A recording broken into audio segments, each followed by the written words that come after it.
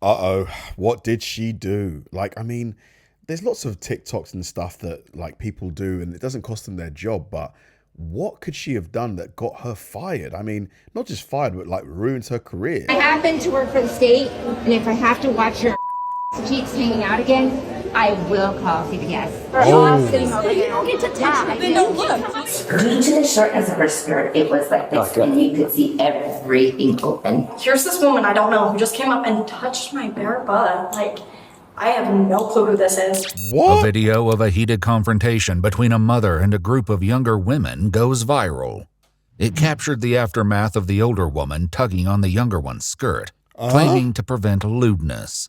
Drama reaches untenable heights as police seek the truth in a case of conflicting, sensationalist reports. The following is based on official police records. It's the evening of April 20th, 2024. Sakura, a Japanese steakhouse in St. George, Utah, is booked with high schoolers before their spring formal dance.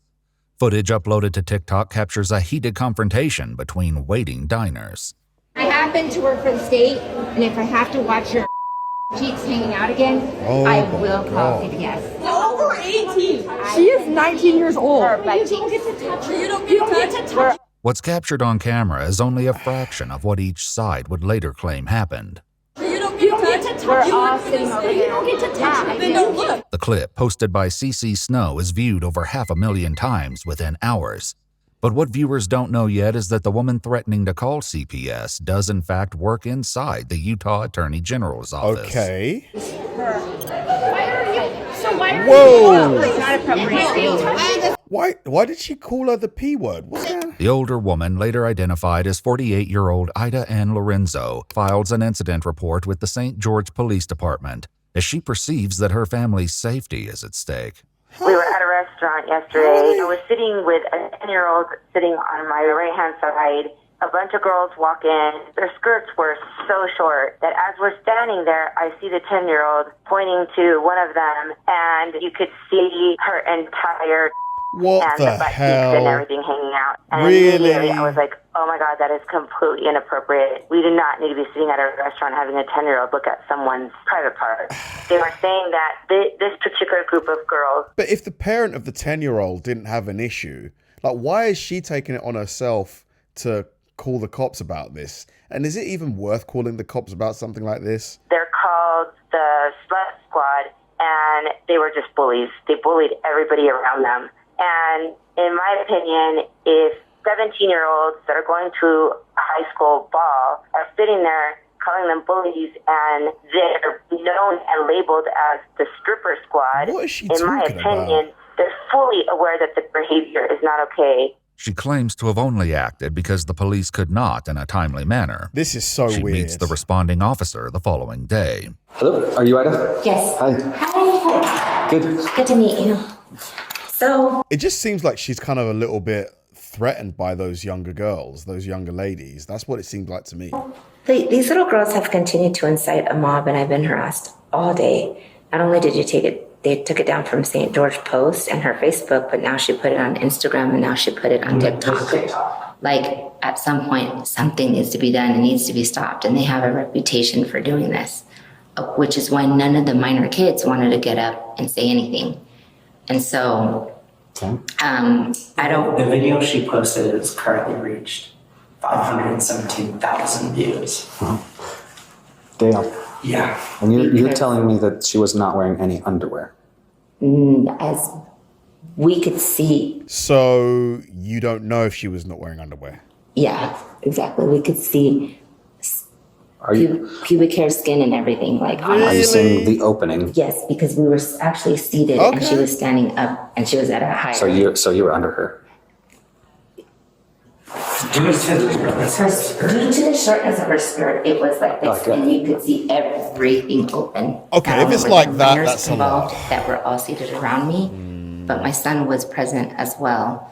That's the only reason why I was like, listen, you're hanging out in front of minors. That's not something that you should take lightly. well, just contact your employers, let them know the situation, and that they might be getting. Well, I talked to one of the attorneys, and Who they're would like, they say? I talked to my boss, and she was like, if she actually was showing her body parts, she's gonna get charged. Shortly after, What do you guys think about this one? Initially, I was like, she's just, a bit salty, a bit bitter. But, I mean, if those girls were really like, if everything was visible and out there in a restaurant with kids there, makes it a bit different. after Ida gives her statement, the other side of the story presents itself from none other than the recipient of Ida's unwanted skirt tug, Okay. 19-year-old Avery LeRoy. She agrees to come down to the station accompanied by witnesses. She came up, reached her hands, her cold hands went up my skirt, and I felt her hands up my skirt, and then I felt like a tug. And like my skirt doesn't go down much farther, like it's not that short of a skirt.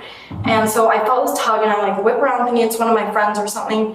And I'm just kind of standing there in shock. So I'm like, here's this woman I don't know who just came up and touched my bare butt. Like, I have no clue who this is. So I stood behind her and I was like, go like this with my clothing. And I was like, you should probably cover up. And then at that point, she turned and she was like that. And as you can see, they were mob rushing at me as I was trying to stand behind her to cover her butt. She does that and then she says, you're underage, you should probably hide that. If you think I'm underage, why are you touching a minor at all? That's a good point. Why is she touching her? Especially if you think I don't have underwear on. Yeah, the logic wasn't there. No. And then she came back up a second time after Avery came up. Our other friend Avery, fun fact, same name, she was standing right next to her. And the second time she came up, she touched both their hips and squeezed them. Like, Whoa. Okay. Why is she getting so handsy though? pinched us and said she was going to call Child Protective Services Super weird. if she saw And then the rest was on video. I saw the video, and I think 57,000 other people saw it too. Yeah. More of Avery's friends join her at the police station to give witness statements. What did she say exactly before? Because the video doesn't. It's bits and pieces. But did she identify who she was? She just said, I work for this state, and pulled out an ID and it just said her name. But none of So them she were gave you that. Yeah. Yeah. We didn't find it until posted on And she was like, I work for this state, you guys are all done. Like, I'm calling the cops and CPS. Like, you guys are toast. And we're like, toast for what? As the other side of the story appears to fill in, one of Avery's friends makes a claim about Ida's activities before the incident that night. One of our friends that was at the birthday dinner with us, after that happened, she sent the video to her mom, and her mom said, no way, that lady was at the brewery less than an hour ago causing a crazy scene. And so then she showed up there, and when she was looking at us, like her eyes, like, she wouldn't look at anybody in the eyes when she was talking, like, she just did not seem normal. I got a standing ovation from everyone that was seating behind me. That's totally because I beside the point legally. But because of the sensitivity of the nature, and everyone thought she was a minor because she did look like a minor, and there was a ton of kids. This is so confusing because on one hand, I'm kind of like, maybe she truly was just offended by how short the dresses were, but you shouldn't be touching people. Like, why are you touching them? It was the high school ball. Did you think she was a minor? Yes, I did. I actually thought she was, and that's why I was like, I just don't understand. he I don't got understand why you charged. went up and touched her. While the officer attempts to argue personal space, Ida redirects focus to the opposing group, who she argues is known for disruptive antics. Atop the applause she claims to have received, she says she has the full support of the restaurant owner. Where's the The restaurant only owner? problem is that Avery makes the same claim. The restaurant comps our meal, like they gave us 20% off our meal, like they felt so bad. The restaurant was on our side completely. They didn't say my skirt was too short at all. After Ida claims over the phone Let's speak to the restaurant owner. Let's get to the bottom of this. that a former employer requests that she close her LinkedIn profile, she returns to the police station to fill out a witness statement form. I had my concerns from the get-go. And I'm going to just be straight up with you because this is kind of where we're at. You said you talked to her first. Right, I was trying to talk to her, yes. After you pulled her skirt. Well, I covered her Do you up. understand how a reasonable person would be like, I was just touched? No conversation before that? And then I didn't I ask actually her thought she was a questions. high school I didn't ask her. student with That's worse. the rest of all That's the what kids I mean. over That's there. worse. That makes it worse for me. I don't like that. You mentioned that you saw this girl's opening, pubic hair, Well, we could see. creases, all of the above. Yep. The girl has sent me a video of her twirling in that skirt, photos of the skirt. She was wearing underwear and shorts underneath her underwear. Do you want me to put out there into the whole world that I saw her vagina? I don't. Just admit that you shouldn't have touched her, lady. Just admit it. I want you to touch her first off. How much did you drink that night? I actually hadn't been drinking at all. You were not drinking at all? No, not before that. Not before, it was after? Right. We had dinner. We actually sat down and we had dinner. You don't think alcohol is impairing your judgment for this? No. Probably. When you're saying, I work for the state, I'm this and that, I'll do this. You're airing out that for, you got to be held to a little higher standard like me. The hardest part for me with this is I understand your concerns as maybe a mother and as a community citizen. I get that.